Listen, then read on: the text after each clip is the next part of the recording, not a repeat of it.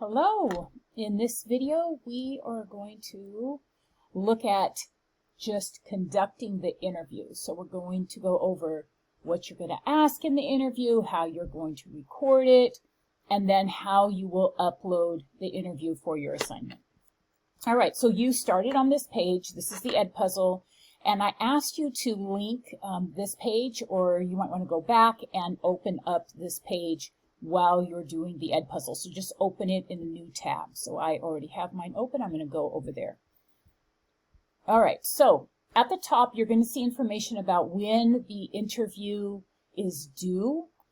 This may vary based on the semester that you are taking this course. But remember that right now, when you're watching and doing this Ed Puzzle, the interview is not due right now. You will need to submit the name of the person you're going to interview first, and then you'll have time to conduct the interview.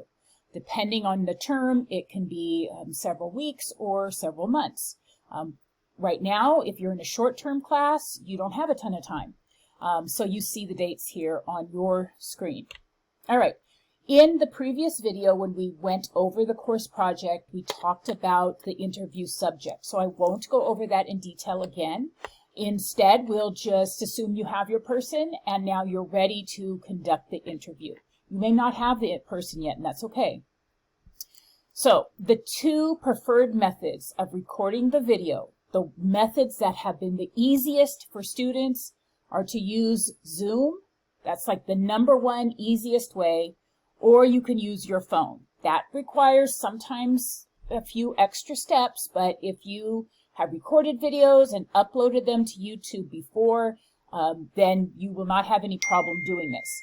If you use other things, like you might have a fancy webcam, or you're using, I don't know, Twitch or a GoPro, I don't know, people even use that anymore, but that's fine. But if you're not familiar with doing recordings, then my suggestion is to use Zoom because it is familiar to a lot of people. You can interview someone that's not sitting next to you as if you were on the phone, and you get the transcript that you're going to need. So it talks about that on this page.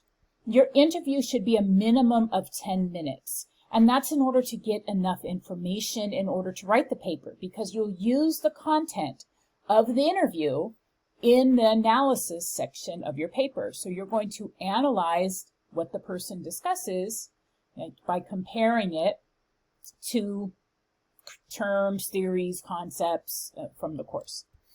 All right, so you will need to upload your video to YouTube. We will talk about how to do that at the end. You will need to have a verified YouTube account. That only means that if you don't have a YouTube account already, when you create one, you have to get an email and verify yourself. You do not have to have a paid account. You can do this on a free account.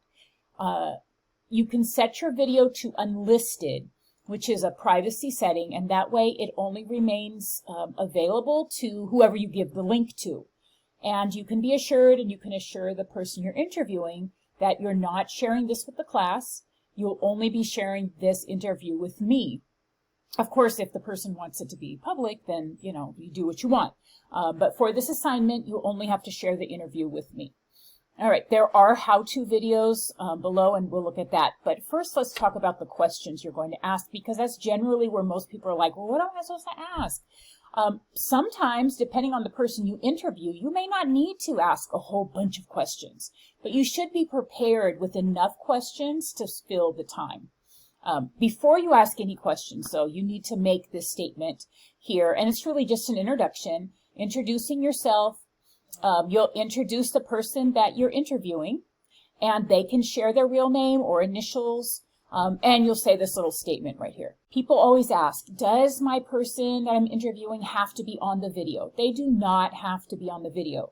You can use just a black screen in Zoom if you're using Zoom. You can use avatars. Some people don't record a show because that kind of gets blocked sometimes on YouTube. Sometimes people just have a recording of, the TV, and that can get blocked. But if you want to record your dogs playing, someone actually did that in another video. Now, it is more interesting when I can see the people talking, but I understand that sometimes people are a little shy or just want their own privacy. So it's fine if they don't want to appear on video. You should be appearing on video though. So I know it's you conducting the interview. I didn't think I would have to ask that, but it seems that that has come up. So yes, you do need to be on video for a portion of your interview.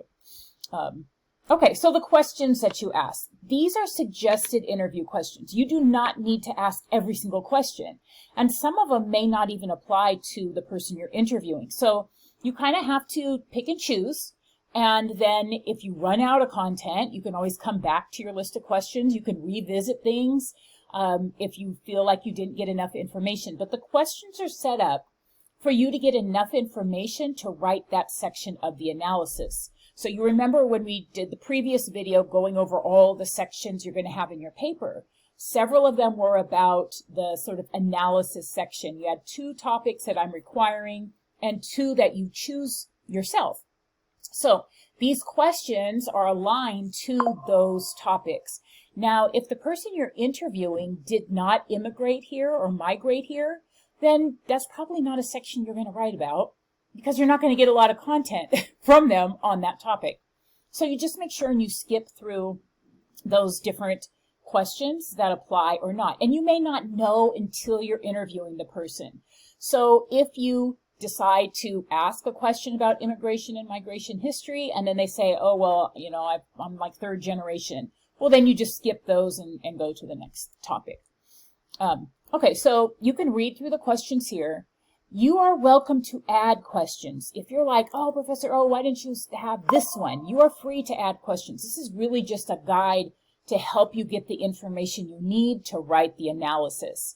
And so they're aligned within those categories. You are more than welcome to add questions. You can discuss on Pronto with other students, like, you know, brainstorming on questions to ask or add to this.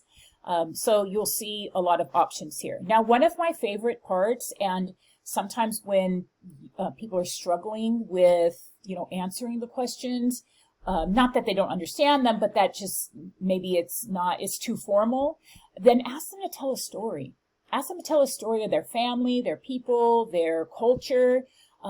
That is generally where people find it very easy to talk, and you'll get a lot of information without going through the questions.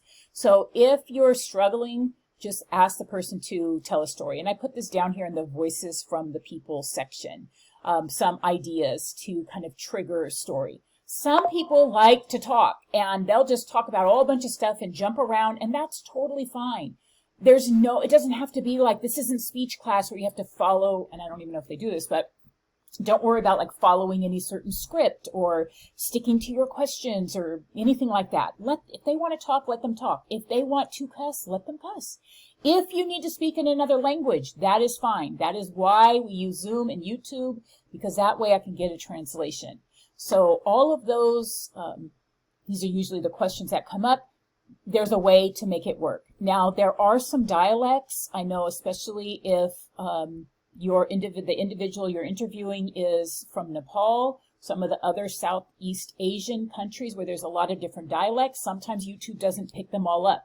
You may run into an instance where you have to do the translation. But YouTube is generally pretty good about translation. Canvas Studio has a translation feature, and this is only if your video and dialogue is in another language. All right, so in fact, these are all covered in the Common Questions tab, if you forget. Uploading the video is generally the most difficult part if you've never uploaded a video to YouTube before. And so there are step-by-step instructions and some videos. Now, I've heard from other students that their YouTube doesn't look like the YouTube that are in these videos. So unfortunately, this is the best videos that I found. You may want to search online for your own step-by-step instructions. This is not me, right? But this is another video to help you, upload it. And there's also sort of step-by-step instructions down here on uploading a video and creating the captions. I do ask you to do captions even if the interview is in English, because sometimes it's easier for me to read the transcript, to skim through it. Also, it creates the transcript you'll need for the paper. So there are certain steps for you to do the captions. So this is all the directions for how to upload it onto YouTube. The main thing you want to remember, especially if the person you're interviewing has concerns about having their stuff on YouTube, is that you want to make sure you set it to unlisted. If you set it to anything else, like public, obviously you know what that is, but there's another one that's private, I won't be able to see it. You have to do it to unlisted. That way it does remain private, and that means that it only can be seen or found by people that have the link. Now, one thing that comes up every term is sometimes people wait to the very last second of the very last day to upload the video into YouTube. And if you have a free account, that upload time can be lengthy. We're talking not, a few minutes, but minutes, many of them. Right? Don't freak out, because as soon as you start the upload process, it will generate a link. Grab that link, copy it, and submit it, even if it hasn't fully uploaded yet. It may take to the next day to upload, that's fine. As long as you get that link in by the end of the grace period for the assignment where you submit the interview. So you do submit the interview before you submit the paper. It'll be a few weeks generally before the paper is due. That way I am sure that you are on track and that you have your interview done and that I can see it and you're ready to write the paper, because no one wants to write a whole paper and the interview doesn't exist. You lose a bunch of points. Okay, so psychosocial interview only. You can add questions. You can use a different language. You do need to upload it to YouTube. But if you're having issues, please make sure that you reach out to me. Thank you so much.